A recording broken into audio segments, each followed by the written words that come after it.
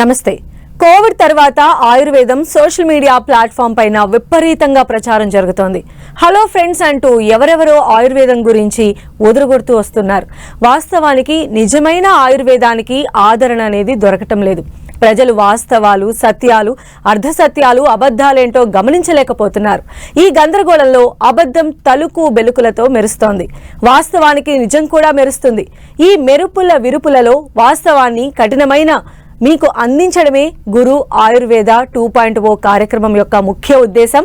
14 తరాల వైద్య వారసులు, 30 సంవత్సరాల విశిష్ట అనుభవాన్ని సొంతం చేసుకున్న వైద్య రత్న డాక్టర్ బుక్కా మహేష్ బాబు గారు, ఎండి, శ్రీ గురు ఆయుకేర్ ఫార్మా, గురు ఆయుకేర్ హాస్పిటల్స్ చైర్మన్, ఫౌండర్ మనతో పాటు ఉన్నారు. మరి వారిని అడిగి మరిన్ని వివరాలు తెలుసుకుందాం.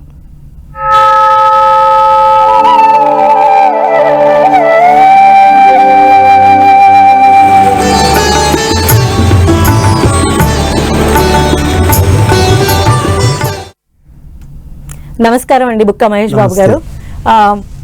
ఈ మధ్య కాలంలో మనం చూస్తే ఎస్పెషల్లీ ఇన్ సీజనల్స్ వైజ్ గా వచ్చేటువంటి సమస్యలను మనం గమనించినట్లయితే శీతాకాలం అంటే వింటర్ టైమ్స్ లో చాలా మంది కూడా కోల్డ్ కాఫ్ బారిన పడుతూ ఉంటారు. అయితే ఆ టైంలో టెంపరీ మెడిసిన్ ఒకటి యూజ్ చేసేస్తారు, అది తగ్గిపోయిందని ఫీల్ అవుతూ ఉంటారు.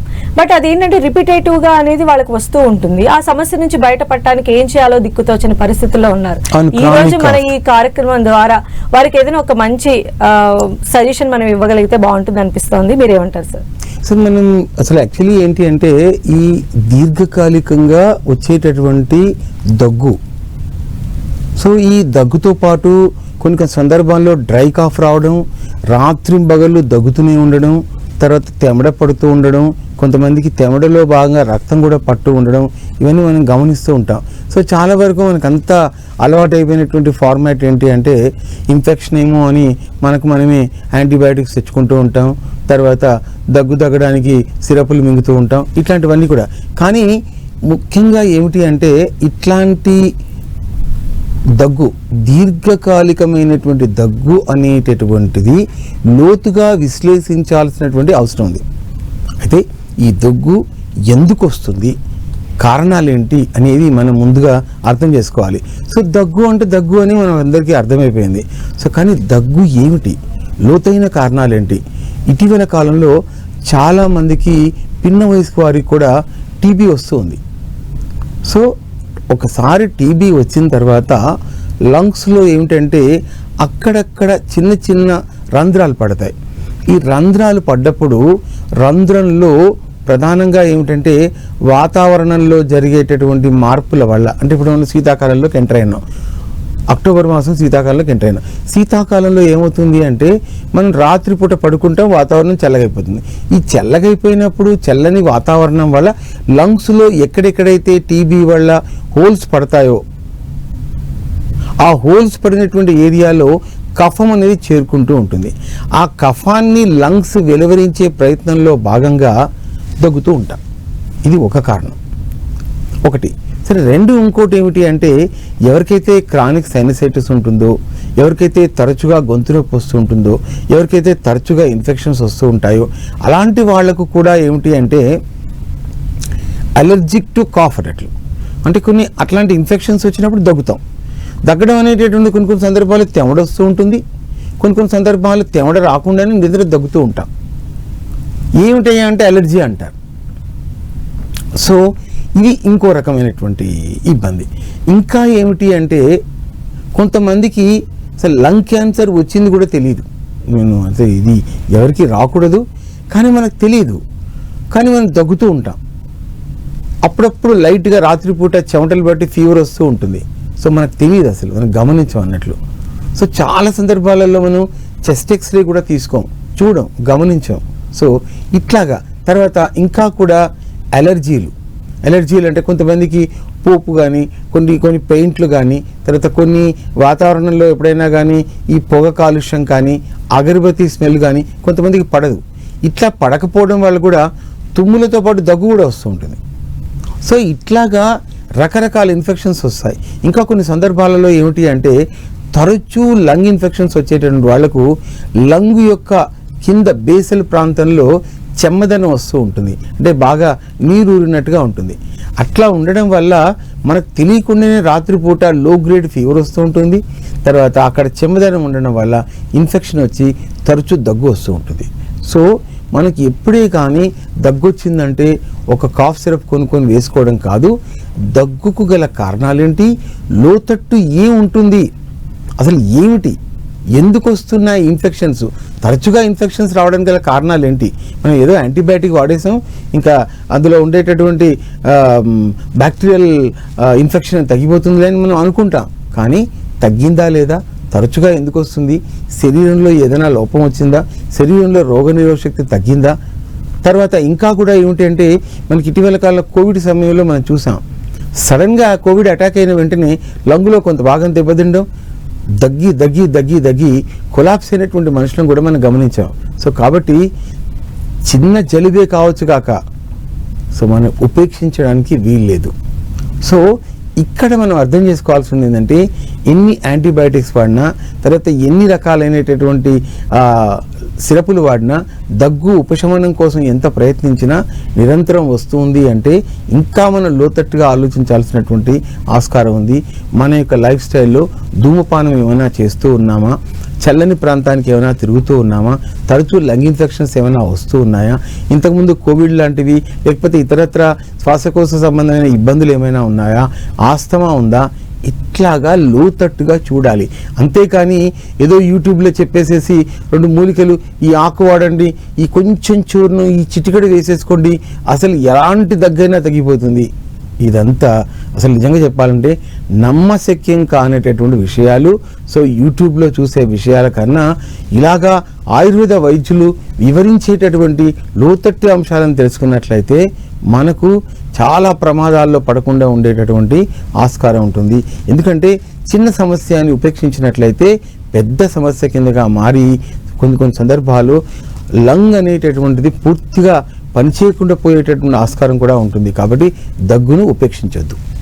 సార్, అసలు ఇంత క్రానిక్ కాఫ్ మనకు ఉన్నది అని ఎలా ఐడెంటిఫై చేయాలంటారు? సో అందుకేనండి ఇప్పుడు ట్రెండ్ అనేటటువంటిది క్రమంగా మారుతూ ఉందండి. సో ఎవరైతే డాక్టర్ గారు నేను చెప్పేటటువంటి సమస్య అన్ని వింటారు. సో ఇటీవల ఒక అతను వచ్చాడు నా దగ్గరికి వచ్చేసి, డాక్టర్ గారు మా అబ్బాయికి ఎరెక్టైల్ డిస్ఫంక్షన్ ఉంది మహేష్ బాబు గారు, చాలా సమస్యలు ఉన్నాయి, ఎవరు చూసినా కానీ లోతుగా అధ్యయనం చేయలేకపోతున్నాను, ఇంత పెద్ద ఫైల్ ఇచ్చాడు, మీరంతా డీటెయిల్గా స్టడీ చేస్తారని తెలిసింది మహేష్ బాబు గారు, డీటెయిల్గా స్టడీ చేసి మా అబ్బాయికి మంచి ఔషధాన్ని సూచించండి అన్నారు. సో కాబట్టి దగ్గు అని దగ్గు అంటే కేవలము 2 అక్షరాల పదమే కావచ్చు కాక, కానీ దగ్గు రావడానికి లోతట్టు ఉండేటటువంటి కారణాలను లోతుగా అన్వేషించి ఎందుకు వస్తుంది, మళ్ళీ రావడానికి గల కారణాలేంటి అనే వాటిని ముందు మనము డీటెయిల్ హిస్టరీ తీసుకోవాలి. చాలా సందర్భాలలో కొన్ని సందర్భాలలో సో పర్సనల్ హిస్టరీ తీసుకోవాలి, లైఫ్ స్టైల్ ఎట్లా ఉంటుంది చూసుకోవాలి. తర్వాత ఇంకా కూడా ఏమిటి అంటే ఎక్స్రే లాంటివి తీసుకోవాలి, ఈఎస్ఆర్ లాంటివి తీసుకోవాలి, అబ్సల్యూట్ ఇస్నోఫిలిక్ కౌంట్ చూడాలి.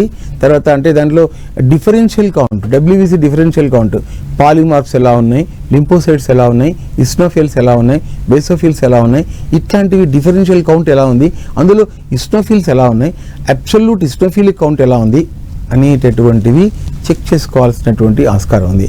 ఈ ప్రత్యక్ష కణాల్లో వచ్చేటటువంటి మార్పులు కూడా అలర్జీ లాంటివి రావడానికి చాలా దోహదం చేస్తాయి. కాబట్టి ఎంత ఆయుర్వేదం అయినప్పటికీ కూడా ఏదో హాయ్ ఫ్రెండ్స్ అని చెప్పుకునేటటువంటి యూట్యూబ్ బ్యాచ్లో చెప్పేటటువంటి విషయాలపైన ఫోకస్ చేయకుండా నిష్ణాతులైనటువంటి ఆయుర్వేద వైద్యులు, సుదీర్ఘమైనటువంటి అనుభవం కలిగినటువంటి ఆయుర్వేద వైద్యులు చెప్పేటటువంటి మాటలను కొంచెం వాళ్ళ అనుభవాలు, వాళ్ళు చెప్పే విధానాలు, లోతట్టు పరిశీలనను గమనించినట్లయితే ఇట్లాంటి దీర్ఘకాలికమైన దగ్గులను తగ్గించుకోవచ్చు. ఇవి మా క్లినికల్ అనుభవంలో ఎన్నో చూస్తూ ఉన్నాం. అలానే ఈ వ్యాధిని మనం ఎలా నిర్ధారించవచ్చు అంటారు? సో ఇందాక నేను చెప్పినట్టుగా ఎప్పుడే కానీ డీటెయిల్ హిస్టరీ తీసుకోవడం అనే అవసరం అండి. ఇటీవల కాలంలో ఎంతసేపు టెస్టులు చేసేస్తున్నారు, టెస్టులన్నీ నార్మల్ ఉన్నాయండి, మీరు వరి కావాల్సిన అవసరం లేదండి అంటున్నారు. సో చాలా వరకు ఈ టెస్టుల కన్నా ముఖ్యంగా ప్రత్యక్ష పరిశీలన అనేది అవసరం అండి. పేషెంట్ ప్రత్యక్షంగా ఏం చెప్తున్నాడు, ఎలా చెప్తున్నాడు, ఏమిటి అనే విషయాన్ని నిశితంగా పరిశీలించి వ్యాధి నిర్ధారణకు రావాలి. అవసరమైనంత మేరకే టెస్టులు చేయించాలి. కేవలం ఎక్స్రే తీసుకున్నంత మాత్రాన ఏం తెలుస్తుంది? న్యూమోనియా లాంటిది ఏమైనా ఉందా, లంగ్స్లో ఎక్కడైనా బ్రాంకైటిస్ లక్షణాలు ఉన్నాయా, ఇట్లాంటివి తెలుస్తాయి. కానీ లోతట్టు విషయాలు ఎట్లా అర్థమవుతాయి చెప్పండి? సో అతను ఏమైనా స్మోక్ చేస్తూ ఆడినాడా, స్మోక్ చేయడం వల్ల లంగ్స్లో ఉండేటటువంటి పారెంకైమా ఏమన్నా దెబ్బతిన్నదా, ఇట్లాంటి విషయాలు మనకి ఎలా అర్థమవుతుంది? లేదు ప్యాసివ్ స్మోకర్స్ ఉన్నారా, సో స్మోక్ చేసే వాళ్ళ పక్కన ఎక్కువ కాలం పాటు ఉన్నాడా, సో దీనికి ఏమైనా హిస్టరీ ఆఫ్ ట్యూబర్క్లోసిస్ ఏమైనా వచ్చిందా, ఇట్లాంటి విషయాలని లోతట్టుగా పరిశీలించాల్సిన ఆస్కారం ఉంది. 1960, 1970, 1980 వరకు ఆయుర్వేద వైద్యులు ఇలా ఉండేవాళ్ళు. తర్వాత అలోపతి వైద్యులు కూడా అలాగే ఉండేవాళ్ళు. నిశ్చితమైనటువంటి నాకు తెలిసినటువంటి డాక్టర్ నాగభూషణం గారని ఎంట్రిక్ స్పెషలిస్ట్ అని ఆయన ఈ ముఖ్యంగా ఈ విషమ జ్వరాలపైనే ఆయన పరిశీలించేవాడు. నేను ఒకసారి అతనితో కూర్చోవడం జరిగింది. అంటే ఎంత డీటెయిల్గా హిస్టరీ తీసుకోవడం అంటే అతను ఎప్పుడు చెప్తూ ఉంటాడు, ఇప్పటికీ 95 ఇయర్స్ ఉంటాడు ఆయన చెప్తూ ఉంటాడు. సో అలోపతిలో ఒకప్పుడు ఇంత నిశితంగా పరిశీలించేటటువంటిది ఇప్పుడు టెస్టులు బాగా వచ్చాక ఈ కేస్ హిస్టరీ అనేది తగ్గిపోయిందని ఈ మధ్యకాలంలో ఒక జర్నలిస్ట్ దగ్గర అతను వాపోవడం నేను గమనించాను. సో కాబట్టి ఇప్పుడు ఆయుర్వేద వైద్యులకు ఇట్లాంటి నిశ్చితంగా పరిశీలించి వ్యాధికి గల కారణాన్ని తెలుసుకొని కారణానికి చికిత్స చేస్తారు కాబట్టి వ్యాధి నిస్సంశయంగా తగ్గుతుంది.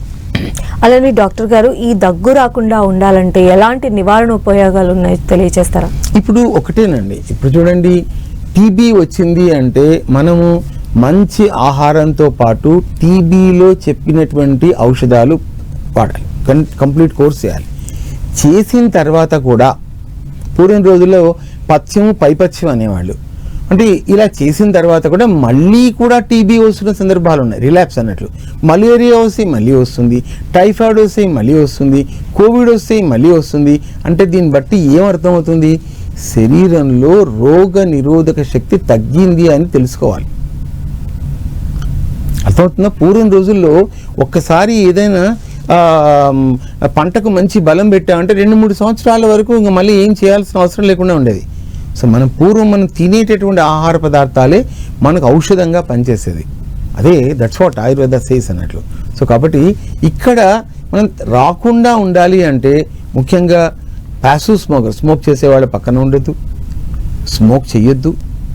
తర్వాత మనము శీతలమైనటువంటి వాతావరణంలో, చల్లని వాతావరణంలో చల్లని ఆహార పదార్థాలు, చల్లని పెరుగు, చల్లని వాతావరణంలో జాగ్రత్తగా లంగ్స్ వెచ్చగా ఉంచుకోవడం.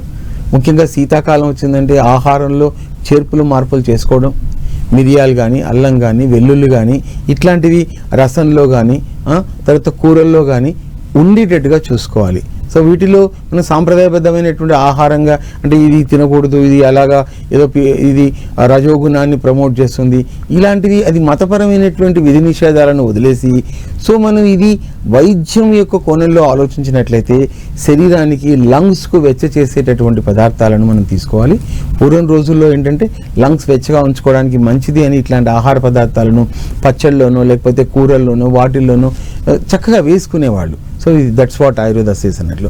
సో మనం కాబట్టి లంగ్స్ని వెచ్చగా ఉంచుకునేటటువంటి జీవన శైలిని అలవాటు చేసుకొని తర్వాత మనకి ఏమిటి ఏదైనా ఇన్ఫెక్షన్స్ వచ్చినప్పుడు వాటికి ఇందాక చెప్పినట్టుగా పైపథ్యం మాదిరిగా ఆయుర్వేద ఔషధాలను వాడుకొని సో చేసుకున్నట్లయితే ఖచ్చితంగా మెరుగైనటువంటి అద్భుతమైనటువంటి లంగ్స్లో ఏ రకమైన ఇన్ఫెక్షన్స్ రాకుండా మనం కాపాడుకోవచ్చు. అలానే మహేష్ బాబు గారు, మనం చూస్తే ఆయుర్వేదం పైన ఒక పెద్ద అపోహ ఉంటుంది. అంటే ఫాస్ట్గా రిలీఫ్ ఇచ్చేటువంటి మెడిసిన్స్ అనేవి ఆయుర్వేదంలో ఉండవు అని చెప్పి చాలా మంది బిలీవ్ చేస్తూ ఉంటారు. ఇది వాస్తవమే అంటారా? వాస్తవం నేను ఎట్లా చెప్తానండి, మనం పెనియన్ సినిమా చూసామండి, పార్ట్ 1 చూసాం, పార్ట్ 2 చూసాం. సో చోళులు ప్రపంచంలోనే అత్యధిక కాలము రాజ్యాన్ని పరిపాలించిన వాళ్ళు ఎవరైనా ఉన్నారు ప్రపంచం మొత్తం అంటే 1500 సంవత్సరాలు చోళులు పరిపాలించారు. చోళులు నిజంగా చెప్పాలంటే ఈస్ట్ ఇండియా కంపెనీ వాళ్ళు కాదు ప్రపంచాన్ని అంత చుట్టేసి వచ్చింది. మొట్టమొదటిసారిగా ప్రపంచాన్ని మొత్తం చుట్టేసి వచ్చినటువంటి వాళ్ళు చోళులు. చోళుల యొక్క నావీ అంత పద్ధతి, సముద్రం పైననే 30,000 నావలు ఉండేటటువంటిది వాళ్ళవి. సో అంటే మరి సముద్రంలో ఉండేటటువంటి వాళ్లకు జలుబు రాలేదా, దగ్గు రాలేదా, పలకటి రాలేదా, ఇంకోటి రాలేదా? మరి వాళ్ళందరూ ఎలానే అంటే నిజంగా తీక్షణంగా పనిచేసే ఆయుర్వేద ఔషధాలు లేకపోతే వాళ్ళందరూ ఎట్లా బతికారు చెప్పండి? అశోకుడు తన కూతుర్ని ఎక్కడో జపాన్కు పంపించాడు అన్నట్లు. గుడ్ ఓల్డెన్ డేస్లో 2000 సంవత్సరాల క్రితమే దాదాపు 2000 సంవత్సరాల క్రితమే పంపించాడు. మరి ఆ అమ్మాయికి జలుబు చేయలేదా, దగ్గు చేయలేదా? మరి ఎవరున్నారు అప్పుడు అలోపతి వైద్యులు ఉన్నారా? మరి ఆయుర్వేద వైద్యులే కదా. మరి ఆ అమ్మాయి వెంట సర్జన్స్, ఫిజిషియన్స్, ఒక టీమ్ ఆఫ్ డాక్టర్స్ వెళ్ళారు. మరి జపాన్ దాకా వెళ్ళారు. అమ్మాయిని సురక్షితంగా జపాన్ తీసుకొని వచ్చారు. సో కొంచెం సగటు భారతీయులు ఆయుర్వేదాన్ని మాట్లాడేటప్పుడు చరిత్ర తెలుసుకోమని నేను చెప్తున్నాను. సో ఇంతకుముందు మమ్మల్ని చాలామంది విమర్శించేవాళ్ళు. ఇప్పుడు మేము చరిత్ర చెప్పినా కూడా చెవులు రక్కించుకొని వింటున్నారు. సో కాబట్టి మనం చరిత్ర తెలుసుకుంటే మంచిది. కాబట్టి ఆయుర్వేదంలో తీక్ష్ణంగా పనిచేసే ఔషధాలు ఉన్నాయి, తర్వాత వెంటనే పనిచేసే ఔషధాలు ఉన్నాయి, వేగంగా పనిచేసే ఔషధాలు ఉన్నాయి. చాలామందికి తెలియదు. నేను ఒక మాట చెప్తాను. ఇప్పుడు డల్కోలాక్స్ అనేది ఒకటే ఉంది, ఇది మోషన్ రావడానికి. డల్కోలాక్స్ సపోజిటరీ పెట్టుకుంటారు, అయిపోయింది అక్కడికి. సో ఆయుర్వేదంలో ఎన్ని ఉన్నాయి అసలు చెప్తే ఒక రకం కాదు. అసలు చెప్పాలి, స్వాదిష్ట విరేచన చూర్ణం, వైశ్వానర చూర్ణం, త్రిఫలా చూర్ణము, అవిపత్తికర చూర్ణం, త్రివృత్తు చూర్ణం, రేచకవటి పిల్స్, అభయాది మోదక అని ఒకటి ఉంటుంది. అవి గనక ఇచ్చినట్లయితే అసలు ఇక మోషన్స్ అవుతూ ఉంటాయి. చెప్తే అసలు ఇక చెంబు పట్టుకొని తిరుగుతూనే ఉండాలి అన్నట్లు. బకెట్లు డ్రమ్ములు నీళ్లు ఖాళీ అయిపోవాలి, అంతలా మోషన్స్ వస్తాయి. చెప్పండి, ఇక్కడ తీక్ష్ణమైన ఔషధం లేదని చెప్పండి. సో ఇదంతా ఏమిటంటే ఈస్ట్ ఇండియా కంపెనీ చేసినటువంటి ఒక సామ్రాజ్యవాద చింతనలో భాగంగా వాళ్ళు మనల్ని ఒక పనికిమాలిన వాళ్ళ కింద చిత్రీకరించి వక్రీకరించడం వల్లనే ఈ గ్యాప్ అనేది క్రియేట్ చేయడం జరిగింది. ఇది తప్ప మరొకటి కాదు. అలానే డాక్టర్ గారు, మీరు ఇందాక చెప్తూ ఉన్నారు, ఒక కేస్ స్టడీ తీసుకోవడము, ఎక్కువసేపు వాళ్ళకి ఉన్నటువంటి ప్రాబ్లంలన్నీ కూడా నిశితంగా నోట్ చేసుకోవడం చాలా ఇంపార్టెంట్ అని మీరు చెప్పారు. అంటే నిజంగా కూడా వ్యాధి నిర్ధారణ చేయడానికి ఇంత కేస్ స్టడీ అవసరం అంటారా? ఎందుకు అవసరం కాదని చెప్పండి. ఈరోజు ఇంగ్లీష్ వైద్యులు కేవలము ఇటీవల కాలంలో వచ్చిన కొత్త చేంజ్ ఏమిటంటే పీడియాట్రిషియన్స్ చిన్న పిల్లలకు యాంటీబయాటిక్స్ రావట్లేదు. సో వాళ్ళు కూడా న్యాచురల్ రెమెడీస్ చెప్తున్నారు. తులసి ఆకు రసం కానివ్వండి, దగ్గాకు కానివ్వండి, ఇలాంటివి పిల్లలకు పెట్టండి అని చెప్తూ ఉన్నారు. సో ఇమ్యూనిటీ పవర్ పెంచడానికి న్యాచురల్ డ్రగ్స్ వాడమని వాళ్ళే చెప్తూ ఉన్నారు. బట్ ట్రెండ్ అనేది మారుతూ ఉంది. సో యాంటీబయాటిక్స్ నిరంతరం వాడడం వల్ల శరీరంలో ఉన్న ఇమ్యూనిటీ పవర్ తగ్గిపోతుంది. నిరంతరము రాసాయనిక ఎరువులు వాడడం వల్ల, తర్వాత యూరియా కానీ తర్వాత ఇట్లాంటివన్నీ కూడా పెస్టిసైడ్స్ వాడుకోవడం వల్ల భూమిలో ఉండే సారం తగ్గుతూ ఉంది. ఈరోజు భూసారం అనేటటువంటిది న్యాచురల్గా ఇంప్రూవ్ చేసుకోవడం ఉంది $100 మిలియన్ ప్రశ్న ఈరోజు చెప్పాలంటే. సో కాబట్టి భూసారం రక్షించుకోవడం ఎంత కష్టపడుతున్నామో ఈరోజు శరీరంలో ఉన్న రోగ నిరోధక శక్తి కాపాడుకోవడం అంతే అవసరం. ఎందుకంటే కోవిడ్ లాంటి మహమ్మారి మళ్ళొకసారి వచ్చిందంటే కనుక మాత్రం సో అన్బిలీవబుల్ క్యాజువాలిటీస్ మనం చూస్తాం. సో ఇండియాలో ఇంకా ఈ ఆయుర్వేదం బతుకుంది కాబట్టి కోవిడ్ లాంటి మహమ్మారిని మనం నిలువరించగలిగాం, మన శరీరాలు తట్టుకోగలిగాయి. సో కాబట్టి ఎప్పుడే కానీ ఏది కానీ ఆయుర్వేదంలో ఇది లేదు అని చెప్పడానికి లేదు. ఆయుర్వేదంలో చాలా విషయాలు చెప్పబడి ఉన్నాయి. తర్వాత మనం అంతా కూడా ఏంటి అంటే అనవసరమైనటువంటి పనికిమాలిన స్టఫ్ను బుర్రలో పెట్టేసుకుంటున్నాం. కానీ ఆయుర్వేదం అనేది చాలా శాస్త్రీయమైంది, నిశ్చితమైంది. సో ముఖ్యంగా చెప్పాలి అంటే ఆయుర్వేద వైద్యం దగ్గర ఒక్కసారి వెళ్తే తెలుస్తుంది. ఇటీవల కాలంలో ఒక ఫార్మస్యూటికల్ కంపెనీలో పనిచేసే ఒక మేనేజర్ వచ్చాడు నా దగ్గరికి. ఫస్ట్ ఆయన ఎవరు నన్ను అదొక రకంగా చూశాడు. ఎవరో నా అలోపతిక్ డాక్టర్ వద్దని రెఫర్ చేశారండి, అందుకని వచ్చానండి అని గొప్పగా మాట్లాడాడు. నేను అంత సీరియస్గా తీసుకోలేదు. సో ఆయన మొత్తం కేస్ హిస్టరీ తీసుకుని చేసి ఆయనకు 3 లిస్థెసిస్లు ఉన్నాయి. స్పాండులో లిస్థెసిస్ ఉంది, రెటరో లిస్థెసిస్ ఉంది. ఎముకలు ముందుకు జరిగాయి, స్పైన్లో లోపలికి జరిగాయి. అనేబుల్ టు వాక్, కర్రలు పట్టుకొని నడుముకు బెల్టులు వేసుకొని నడుస్తున్నాడు. 5 months తర్వాత చూస్తే కర్రలు లేకుండా నడిచారు. మరి ఇంతకాలం వాడినటువంటి వైద్యం ఏమైంది? మరి ఆయుర్వేద వైద్యం ఏం చేసింది? నిశ్చితంగా పరిశీలించడం వల్ల ఏం జరిగింది, ఏ ఔషధం ఎంత డోసు ఇవ్వాలి, ఎలా చూసుకోవాలి తెలుస్తుంది. అక్కడ మాట్లాడితే సర్జరీ అన్నారు. సార్ చాలా సర్జరీలు చేయాలన్నారు, కాళ్ళు పడిపోతే పడిపోవచ్చు అన్నారు. మరి ఇక్కడ కాళ్ళు పడిపోకుండా ఇప్పుడు ఈరోజు 5 నెలల తర్వాత కర్ర లేకుండా నడిచే స్థాయికి వచ్చారంటే దాని అర్థం ఏంటి? సో నిశ్చితంగా పరిశీలించడం వల్ల వ్యాధి ఏమిటి, వ్యాధి తీవ్రత ఏంటి వైద్యునికి అర్థమవుతుంది. అర్థం అవ్వడం ద్వారా ఆయుర్వేదంలో చక్కని ఔషధాలు ఉంటాయి. వాటిని డిజైన్ చేసుకుంటే మంచి ఫలితాలు సొంతం చేసుకుంటే ఈరోజు కర్ర లేకుండా తను నడిచే స్థాయికి వచ్చాడు. మరి 5 monthsలో ఎంత మార్పు వచ్చింది? సర్జరీ అవసరం లేకుండా తగ్గింది కదా. కాబట్టి నిశితంగా వ్యాధి యొక్క చరిత్రను తెలుసుకోవడము వైద్యుడికి అవసరము, రోగి కూడా అట్లాంటి వైద్యులను ఎంకరేజ్ చేయాలి. అలానే మహేష్ బాబు గారు, ఇందాక మీరు ఫాస్ట్ గా రిలీఫ్ ఇచ్చే మెడిసిన్ ఆయుర్వేదంలో ఖచ్చితంగా ఉంది అని చెప్పారు. అదే విధంగా సో అలానే యాంటీబయాటిక్స్ ఎక్కువ ప్రిఫర్ చేస్తూ ఉంటారు కదా, మరి అంత ప్రభావశీలి అయినటువంటి మెడిసిన్స్ కూడా ఉంటాయి ఆయుర్వేదంలో? సార్ అసలు యాక్చువల్లీ చెప్పాలంటే వాట్ ఈజ్ అన్ యాంటీబయాటిక్? అసలు ఈ యాంటీబయాటిక్ కాన్సెప్ట్ ఎక్కడి నుంచి వచ్చింది? నా దగ్గర ఒక జర్మన్ పుస్తకం ఉంది, దాంట్లో ఏరియోమైసిన్ అనేటటువంటి drug the first derived from Egyptian Ayurveda pharmacology. అందులో డగ్లర్ అనేవాడు స్టడీ చేస్తాడు. నైలు నది రివర్ బెడ్లో ఉండేటటువంటి 33,000 మడ్ శాంపుల్స్ని తీసుకొచ్చి దాన్ని వాళ్ళు చెప్పిన విధంగా తయారు చేస్తే దాంట్లో ఒక మౌల్డ్ వస్తుంది అన్నట్లు. ఆ మౌల్డ్లోంచి తీసిందే ఫస్ట్ యాంటీబయాటిక్ ఏరియోమైసిన్. ఇప్పుడు చెప్పండి, కాన్సెప్ట్స్ అన్నీ కూడా ఆయుర్వేదంలోంచి తీసుకుపోయినవే. ఏదో కొంచెం ఏదో సింథటిక్ మందులు అట్లా చమక్ అని పనిచేసినంత వెంటనే ఇదే గొప్పది, ఇంతకు మించింది ఏమీ లేదు అంటే మరి గతకాలపు వైభవం, గతకాలపు ఆయుర్వేద వైద్యాన్ని ఏమందాం? ఏం సుశ్రుత సర్జరీ చేయలేదా? మంచి ఆయుర్వేద మందులు లేవా? చెప్పండి. సో ఎంతసేపు ఆధునికతనే మెచ్చుకుంటే అది మన యొక్క చరిత్రకు మనము అసలు యాక్చువల్లీ గౌరవం ఇవ్వట్లేదని అర్థం. సో ఆయుర్వేద వైద్యం అనేటటువంటిది చాలా కాన్సెప్ట్స్ అనేటటువంటిది అలోపతి వైద్యానికి, నేటి కాల వైద్యానికి ఇచ్చింది. ప్లాస్టిక్ సర్జరీ ఉంది, అది సుశ్రుతుని యొక్క సర్జరీ. ప్రపంచవ్యాప్తంగా మీరు చూడండి, నెట్ ఓపెన్ చేసి చూడండి, నేను అబద్ధం చెప్పట్లేదు, నిజం చెప్తున్నాను. సో అది ఈరోజు ప్లాస్టిక్ సర్జరీకి మూలమైంది. సుశ్రుతుని యొక్క కాన్సెప్ట్ ఇండియా నుంచి, బ్రిటన్ నుంచి వచ్చి నేర్చుకొని వెళ్ళారు.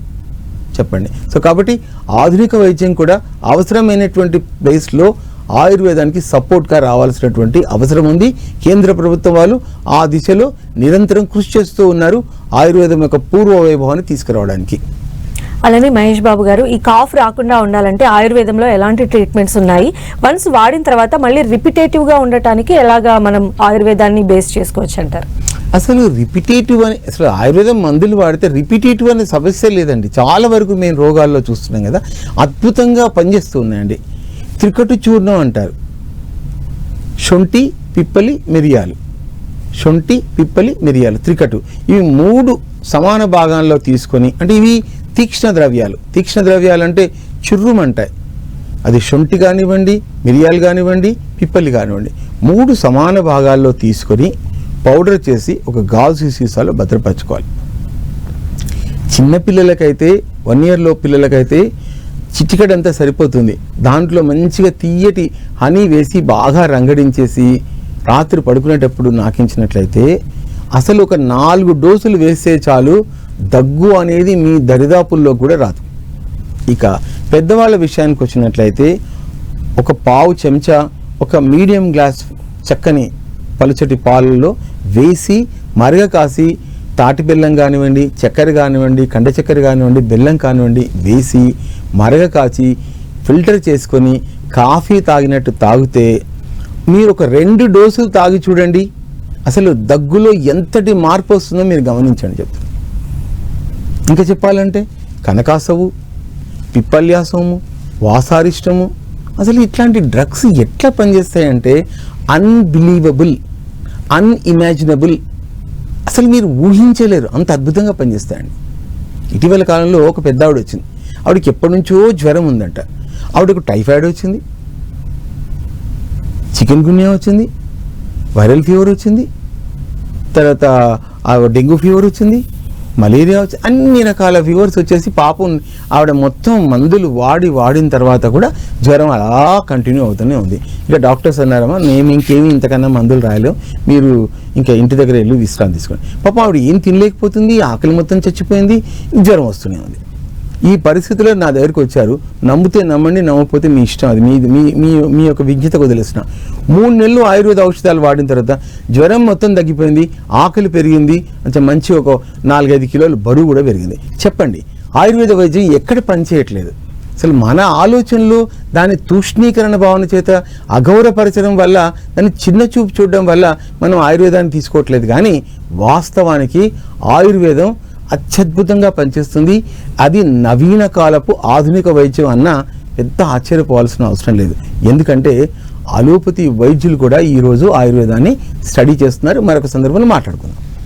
ధన్యవాదాలండి మహేష్ బాబు గారు. ఈ రోజు ఆరోగ్య వేద 2.0 కార్యక్రమం ద్వారా ఆయుర్వేదంలో ఉన్నటువంటి అద్భుతమైనటువంటి చికిత్సా విధానాన్ని మా అందరికీ కూడా తెలియజేశారు. ధన్యవాదాలు మీకు. ఇది ఇవాల్టి ఆయుష్మాన్ భవ. చూస్తూనే ఉండండి 10 TV.